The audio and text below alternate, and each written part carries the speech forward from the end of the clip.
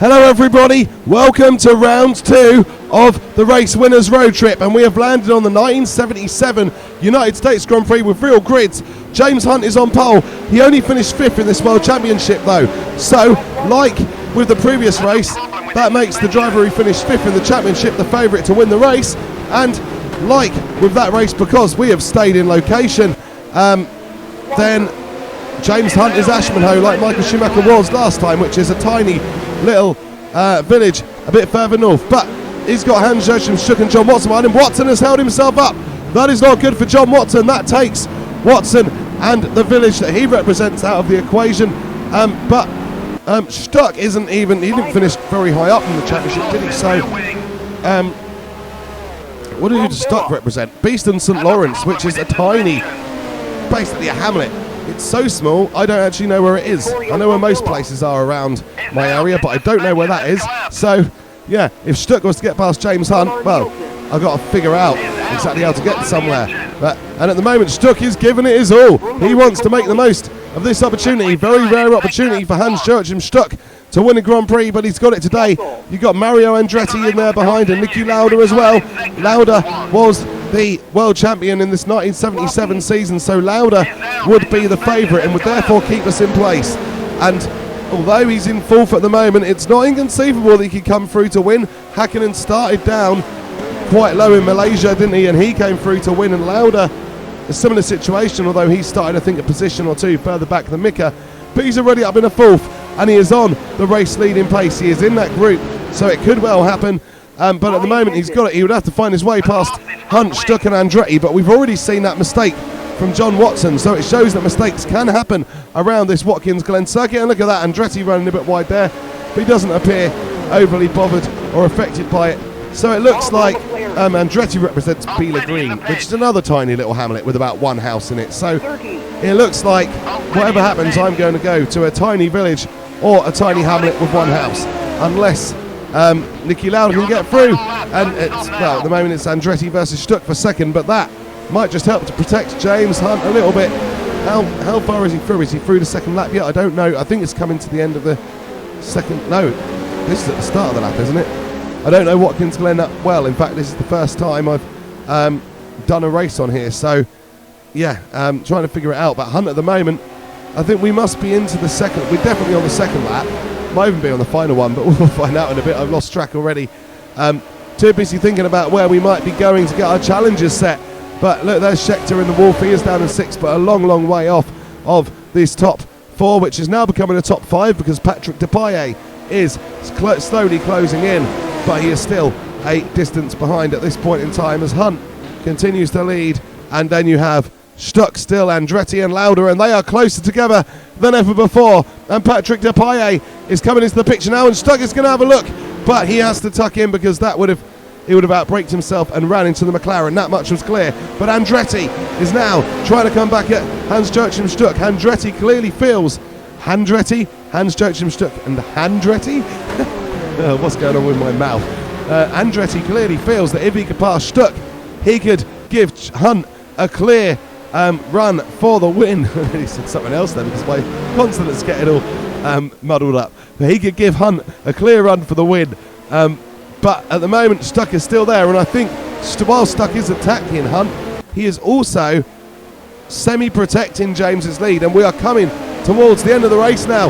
I think we might do it. I might end up, and that's right over Hunt. No, Stuck is having one final go. He might do it. This might change it all around, but Hunt has found some extra acceleration, and he does win the Grand Prix. So this will send us to Ashmanhaugh. It's a little village about 2 miles north of me, so we'll see what we'll do there. We'll see if the challenges will be even appropriate to a area that small. So yeah, tune in for part 2 of the video, but thank you for watching, and please do remember to like and subscribe. But it's not over yet, there's more to come. Hi, good afternoon. So James Hunt's win sends us to Ashmanhaugh, and I'm going to find out and read the challenges to you in a second. But first, I thought I'd show you this charming little church here in this village. Looks very nice, very well kept. So if you watched the first video, the format is that ChatGPT sets 4 challenges, and then I'm going to ask a local for the 5th one, if I can find a local. It's a really quiet area. course, ChatGPT being a computer, it didn't understand my request, so it's given me 5 challenges, and I still got to ask a local. So an extra challenge today that I won't normally be putting on. So challenge number 1 is called government's orders. So our government, being the race stewards, they have sent me on a mission to find the most official looking notice board and declare it race stewards directives. So we're going to go find that. I did drive past one, so I'm going to go to that and see if that will do. Now, reflecting on the 1977 United States Grand Prix that sent us here, it was 9 years before I was born, so it might be a little bit tricky, but I'm going to try. One thing that I do want to do is analyse James Hunt's 1977 season, because when I just look at the stats off the cuff, it looks like he had a lot of pole positions, but yet he finished 5th in the championships. Change plan, and one I really should have thought of. I didn't know what I was going to talk about with regards to this Grand Prix, so I was going to use stats to reflect, but I've got no signal at the minute, which I should have thought about really out here, so we'll try to come to them when we can. For now, you can enjoy one of the diminishing scenes of the good old school red phone boxes. And while I wait to get some signal to do some reflections, I'm going to keep walking towards that village notice board.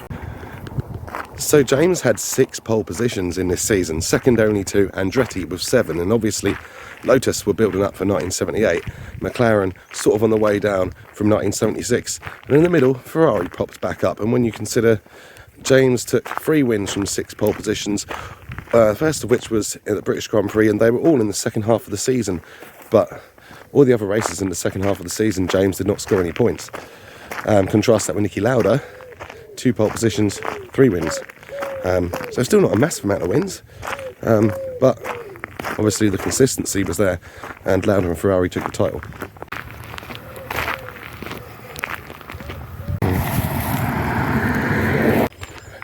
Now the race after this one, in Canada, Gilles Villeneuve was back in Formula 1, but he'd gone to Ferrari. Now I haven't looked up the details of how Villeneuve didn't race for McLaren, because he did race for them in the British Grand Prix earlier in the season on recommendation of James Hunt, so did get his debut. So I'll have to look up how Villeneuve ended up at Ferrari towards the end of 1977. And here are my race stewards directives. So that is challenge number 1 completed. So a quick little research shows that McLaren, due to commercial reasons, didn't make the decision to continue with Gilles Villeneuve, and when Ferrari were interested, they didn't stand in his way. Obviously Villeneuve then went on to have his entire career with Ferrari before passing away in Zolder in '82. What does interest me is to look at the possibilities of what could have happened had Villeneuve gone with McLaren. Would he have been there when Senna was there? I think some people have claimed that Villeneuve would have been up against Senna, but I think realistically he had probably stayed there till 84 and maybe been teammates with a returning Lauda, and then I think probably would have been moved on to make way for Alain Prost in 1984. That's my feeling. That's without taking into consideration what other driver team lineups could have been different had Villeneuve gone to McLaren, of course, because it wouldn't have just been that would have been a change. I'm sure there would have been a butterfly effect everywhere else. Right, so the second challenge is, like we had in Hobbiton, to find something that could pass as a tyre. And we're not going to have the luxury of those items down in the riverbank like we had last time. I haven't seen anything obvious yet, so I'm going to have a look around and see what I can find. Actually, I didn't have to go very far. You can see these little, what look like acorn shells here, and that's definitely a tyre there. I know I didn't really have to mission very far, but I'm always on the lookout for unique things, because I feel like if we just go for a drain cover, they're everywhere, and I'm scraping the barrel and I'm desperate. So something like that, much more unique, much happier to include that. I have accidentally completed challenge 3 without even knowing what it was as well, and I'll now tell you what that was. It was this bench that I've just been sitting at. It says that challenge 3 was to find a resting spot, either a bench, bus stop or other resting spot, and declare it my pit lane to take a rest. And that was the bench I was sitting on. I probably should have gone and looked elsewhere to find another spot and not been too lazy about it, but in a small place like this, I don't know if there will be another spot. If I do see another pit lane on my travels, I will let you know. Right, challenge number 4 is, like in Hopperton, we've got to find somewhere at all to stand on the podium and declare myself the winner of the Ashmanhaugh Grand Prix. I could use the bench for this. I'm not going to. I'm not going to be lazy with this one. I'm going to go off somewhere and find somewhere. Somewhere and somewhere. Sounds like a really rubbish pop band from the 80s or something. To be fair, you could class one of those little lay-by areas as a pit lane. They're kind of like the old style pit lanes before we had barriers up and pit walls. Right, so my challenge isn't just to find something to stand on and declare myself the winner. It's also to find somewhere to do it without looking really strange and odd to any passers-by, which when you look strange and odd anyway is even more difficult. I might head back to the churchyard and see if there's anything in there. Somewhere this small doesn't really have a lot of options, so you definitely have to be creative. See, there's this little raised mound here, but A, it's on the main road, so I will look weird, and B, I don't think there's really anywhere safe and secure to put my camera to get a good shot of me standing on it as the winner. What an absolutely lovely late August afternoon we're having. It was cloudy all day, and once I come out, the sun come out to greet me. You guys must know by now that us British love banging on about the weather. It's about the only thing that doesn't make us feel awkward. So I did see a couple of locals a little while ago on the way down to the village sign, but now I haven't seen any in about 20 minutes, and I didn't ask the people I saw earlier because I thought it was too early. Now I might regret that. I might not have anyone to ask. Right, back on the track down towards the church, and we're going to have a look around. That was a foul notice. Looks like there's a footpath through here. I might follow this because there doesn't seem to be that much in the church other than the bench. Since I said there's probably only one bench in Ashmanhaugh, I've seen another 2. The path has brought me out onto this field, so I'm going to have a little wander down here, see where it leads. So I'm trying to find a high point in a secluded area so I don't look so weird celebrating the win of an imaginary Grand Prix. Well, this footpath has led me to this point and it keeps going around, so I'm going to follow it and see where we end up. So my first 3 challenges were bang, bang, bang, one after the other, and yeah, now it's becoming a bit more difficult. I might have to celebrate a race victory on that bench. It might end up being only my only option.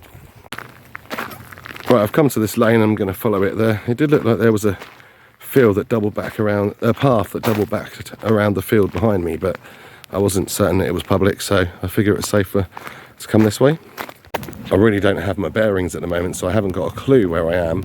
I think I might know where I might come out, but I'll find out shortly. Again, that verge could be a contender, but I think it's someone's private land, so I can't really use that. I don't really think there's that many public footpaths that are really lengthy and go into the countryside where you could just immerse yourself and lose yourself in them, and then you'd probably find loads of like fallen logs and stuff you could stand on to pretend it's a podium. But at the moment, not having much luck. I can't be failing a challenge, can I? I haven't failed a challenge so far. I know we're only 2 videos in, but I haven't failed a challenge so far, and I don't intend to start now. Just realised we haven't talked about anything F1 for a little while. So Mario Andretti, looking at his 1977 record, he actually had 7 pole positions and 4 wins, so the most of anybody. He had the most of anybody on both of those counts, but yet he ended up only 3rd in the championship. But for Lotus, they were gearing up for a dominant 1978 with the Grand Effect car, and with Ronnie Peterson returning to the team. They did have Gunnar Nilsson racing for them alongside Andretti in 77, and he did take a win. Unfortunately, we did lose Gunnar Nilsson due to cancer only a few years later. I did see my first local, but he didn't want to give me a challenge, so yeah, still searching for that one. Oh yeah, he was looking for a cat, so my challenge could be to look for the cat, but I don't know how much success I will have in looking for a cat when I don't know what the cat looks like. I think it's a black one. If we see it, we'll let you know. There's another thing I could have used as a podium, because it's someone's garden's right behind it, so again, I'm not sure. It's a shame, it's got the right shape. I found loads of podiums, just haven't been able to stand on one. I will potentially I'm getting desperate. I might just have to stand on that bench I sat on earlier, and that'll be all 4 of the challenges done basically at the bench. Seeing a bigger village stroke town like Hobbiton, you've more places you can go and stand, so that's a bit easier than a tiny place like this where it's all compacted. It's such a beautiful village though. You know what? Here's how desperate I am now. Here is a gully. You got me sitting there. Oh look, I am just gonna stand in the gully and stretch my arms out like a winner, like the person behind me. I've got nothing to rest my camera on.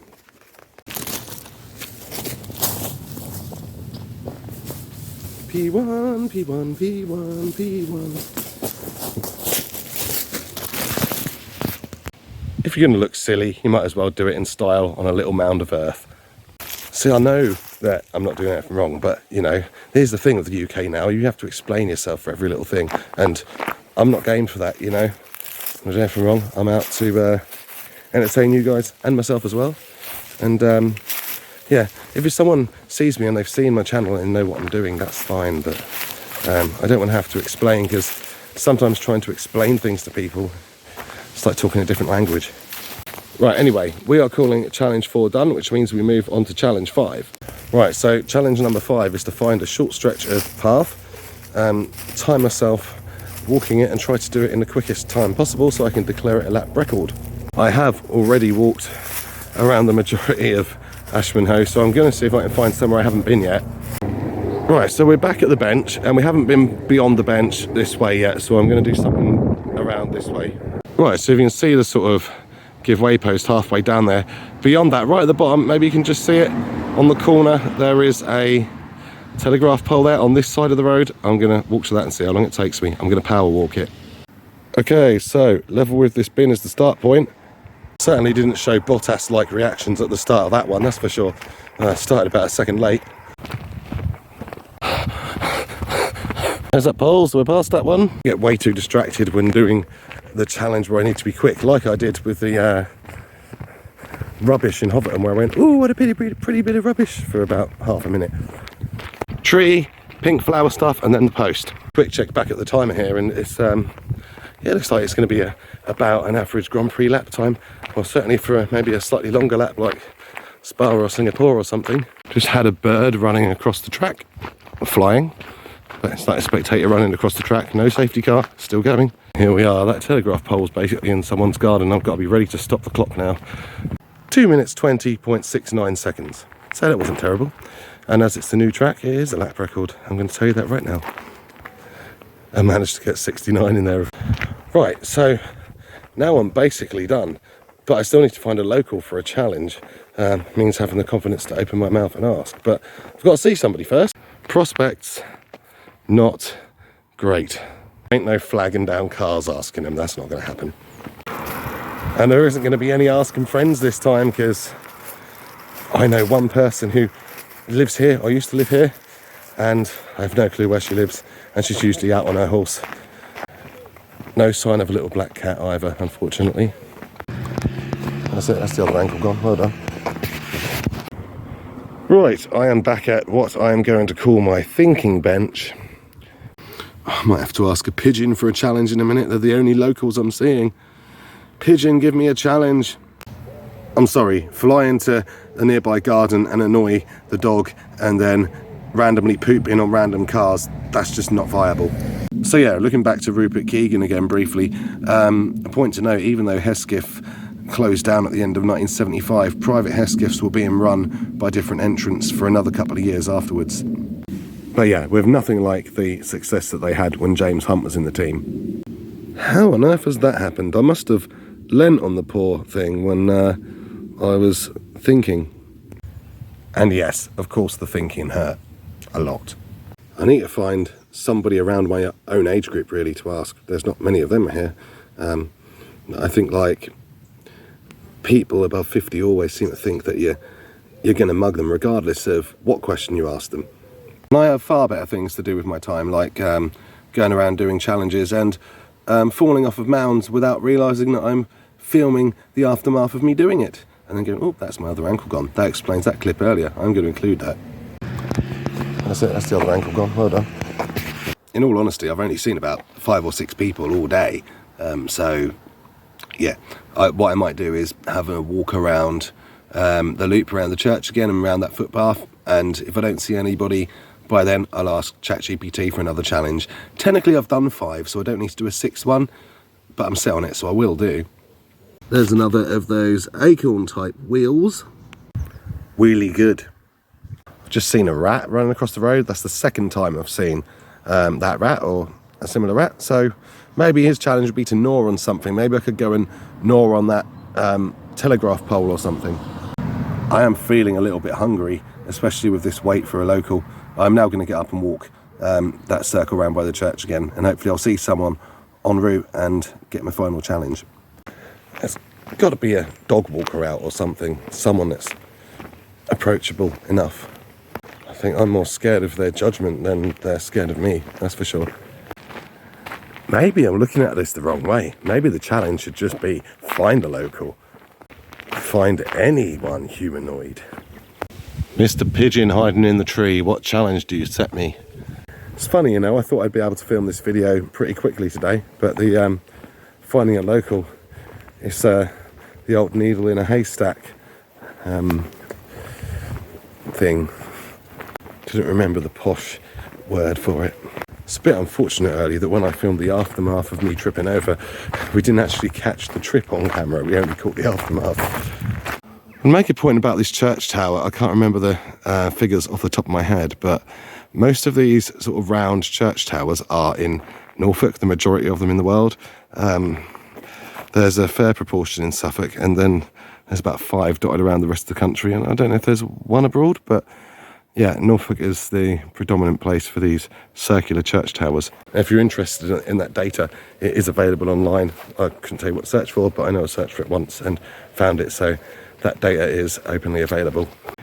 Here is a view of the round church tower from the other side. Thought you'd be interested to see it. What I mean is that I'm back at that gate. I've not got far to go on that loop back to the bench, and I still haven't bumped into a local yet, so I'm either going to have to ask ChatGPT for another challenge or set my own. If you're still watching at this point after all the waffle for the past 20 minutes or so, thank you very much, and if you're enjoying this, please do remember to like and subscribe. Subscribing is free and it really helps the channel out and enable me to get out and do more of these, and of course there will be the pure F1 content as well. Man, I'm getting hungry. I hope that tripped over a stone live on camera. I hope that if I do bump into anyone and they give me a challenge, it's come to my barbecue and eat the lot. I can't smell any barbecues though, but I've heard a few people as I've been walking about, but they're in the gardens and stuff, and obviously you can't peek over someone's head and go, give me a challenge, mate. Well, you can, but I ain't got that level of front. Really good. I've just seen a horse in a field with a zebra coat on. So charming. I think before heading back to the bench, I'm going to walk down this way just to see if I can see anybody. There are a few houses in this direction, and I haven't been this way yet, so you never know. If you look very carefully, you can see Mr. Horse with his zebra jacket. I think that wind turbine is actually in someone's garden. Don't see that every day. Well, that was a fail. I saw the guy who was looking for his cat again, so I asked how he's getting on. He hadn't found the cat yet. And then there's this cyclist coming past me, and I said hello to him, but I wasn't quick enough to ask him. So yeah, I need to be less shy.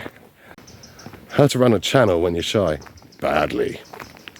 Right, so I'm now heading back to the bench. I don't see much point in walking on for miles and just aimlessly walking. Shame, because the guy on the bike was late teens, early 20s, so he probably would have got what I was doing and probably would have set me a challenge. So that was me thinking aloud, and this is me walking back to the bench. I can see somebody walking in the distance, but I'm not close enough to him to even be able to tell if they're coming in my direction or going away from me. Someone, please help. Well, that person's disappeared, so either they were going away from me, or I looked in the distance and saw a post and thought it was a person. I've gone so far away from talking about the 1977 United States Grand Prix because I don't know a lot about it. I mean, I know a lot of the statistics and stuff and who won and all that, but you know, actually putting that into words and talking about it is a little bit trickier, especially when it's a random race. I mean, we could talk about the computer race we saw. I don't think Hans Joachim Stuck ever had a performance like that in real life, so absolute kudos to him. Yeah, I think that person I saw was a post. As I'm getting closer, it's quite clear. So apparently people are posts now. Back at thinking bench again, pit lane bench. I guess it's now past 5 o'clock and a lot of people are going to be indoors having their dinner. Guess the question to answer today is this a F1 mixed with adventure vlog, or is it just an epic fail vlog by now? I'm trying not to annoy residents while asking for these challenges as well, because if a favourite wins the next 3 Grand Prix, I've got to come back here 3 more times, having annoyed everybody. Because the favourite, of course, keeps us in place. I don't know how I'm going to make another 3 or 4 races in Ashmanhaugh last with challenges and stuff without repeating and trying to find a local. And I dread to think what happens. I mean, there's actually houses here. What if it sends me to a place with like 2 houses in? You know, that's going to be insanely difficult. And it was me who wanted to keep the Ask a Local challenge in every edition of this video. On the plus point, it is nice to just be out and about and walking around, because most of the time on this channel it is a case of do the race, record the commentary, edit it and put it up, so it's a very indoorsy kind of job. So this for me brings that balance and a sense of adventure, and it gets you guys out seeing some stuff as well, so there's a bit of something different on the channel. I mean, that's just standard road time, but to me that's quite magical when you've spent like the majority of the week indoors. I did find another person to ask and they're not interested. It's really hard to get someone to set you a challenge, even if they're not on video and you're not asking them for anything really other than a little bit of brain power. Yeah, baffles me. People are so taught to not talk to anybody now. It's sad, because this is one of the reasons why the world has got so antisocial, as it's so programmed into us now. So programmed into us. Right, I've come to the end of the one main street in Ashmanhaugh that I hadn't covered off of the crossroads, and yeah, still haven't found anyone. There is the guy mowing his lawn, but I don't really want to interrupt him. I don't think I'm going to get a very good reception, considering the receptions I've had from the other 2 people, and the guy I should have asked, I got all shy. But as my options now are getting limited and I'm running out of storage space for footage, I'm just going to have to come up with something. I hope this doesn't class as a failed challenge. I have tried my best, but in most cases anyway. Clear as I haven't been set a challenge and haven't started it, I haven't failed.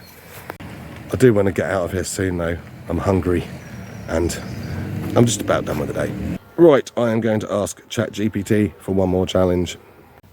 Right, so ChatGPT has given me a replacement challenge for the Ask the Local, and it's called the Ashmanhaugh Apex. So I've got to find a corner that looks like a racetrack corner, and I'm supposed to film myself taking it as fast as possible. Well, that would mean driving, and I ain't gonna put my phone down and video me driving. That's just stupid.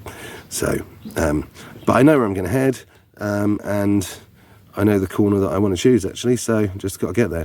I mean, I do like the premise of Ask a Local, because it gives you, it could be anything. It doesn't have to be Formula 1 related. It could be anything, like you saw last time. It was Champions League, and just using my brain on that one. But it could be, yeah, anything. I can't think of what it could be, because it's up to the locals to decide. I'm sure when I get into a more populated place, it'll be easier to get that one to work again. It has been a heavy day today, so I really hope that the next race winner doesn't send me back here. I could do with not coming back here again in a hurry. As much as it's a lovely village, it is quite difficult. But I bet there's more difficult places with only like 2 houses in, not far from here, that I could get sent to. So, all fun and games. Right, so here we go, we're coming up to it now. And so the road is sweeping to the left, still at speed. Can you imagine if you were in a go-kart or something, taking this to the left at speed, and then beyond that, it takes a tight left. There is a junction there, but we're going to ignore that. I will show you when I get closer. Right, so here we go. It comes flying through there, and then you get up to the corner and it's that nice little left-hander. You can imagine that is one of my favourite type of corners to take while gaming or karting.